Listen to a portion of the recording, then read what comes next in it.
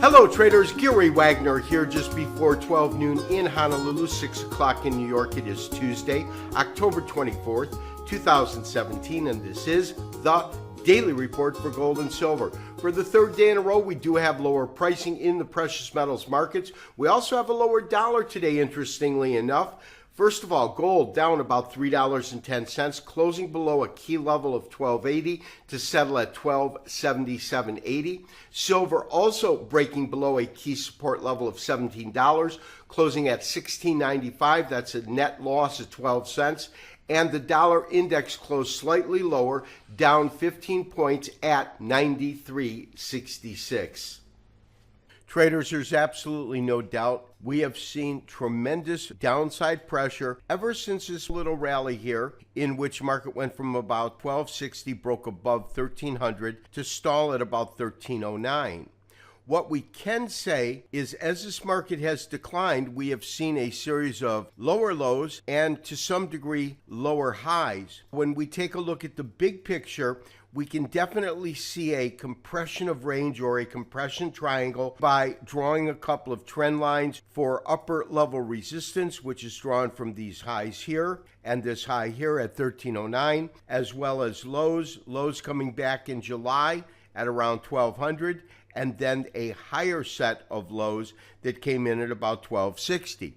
So we can see that we have had a series of higher lows, but at the same time, a series of lower highs. And that's where we get this compression triangle. I would imagine that we'll stay within the confines until we hit the apex. And then, of course, once we do hit that apex, you will typically get a release of energy, and that energy will propel prices sharply, either higher or lower. And traders, we know that this is a event-driven market. And as long as we see this risk-on environment in which U.S. equities continue to rage and move to new record highs week in and week out, we can expect there to be some pressure on the precious metals market, specifically gold and silver. At the same time, we've got a couple of key factors that will be instrumental in terms of where the future price of gold and silver go. Those are whether or not the administration, Congress, and the Senate have the ability to initiate a tax cut, which has been a large component of the optimism surrounding this recent equities run-up. The other issue that is on traders' and investors' minds is who will be the next Federal Reserve chairman or chairwoman that Trump will select, which should be forthcoming in a very, very short time, according to his statements. Therefore, we will remain flat with no active trades in gold. And what I'm looking at right now is whether or not these areas can hold. And we did break below 1280, which is concerning to me without a question of a doubt, because that to me is a fairly critical area. The 50% retracement of this long rally comes in at around 1283. We were able to close above that yesterday, but as of trading right now, we are down about $3, 1277.80. So we have clearly closed below that price point. And traders, to illustrate the kind of strength that we have seen recently in U.S. equities markets, I draw your attention to the chart that I've just put on the screen. Extremely long-term chart in which each candlestick represents a month in trading. And take a look at the dynamic move we have seen during the month of October.